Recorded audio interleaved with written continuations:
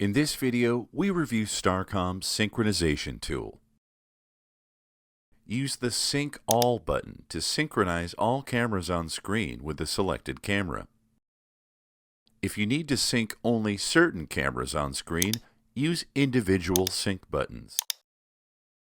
Note that the playback position has changed only for synchronized cameras, indicated with the green clocks. The rest are unaffected and can remain in any mode.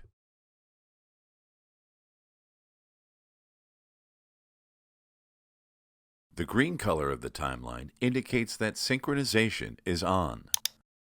You can change selected cameras while synchronization is on.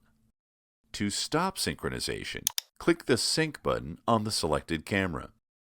Use the All Live button or Stop Sync to stop synchronization on all cameras. Watch our other tutorials or contact STARCOMM for additional information on our video surveillance monitoring portal and video surveillance hardware.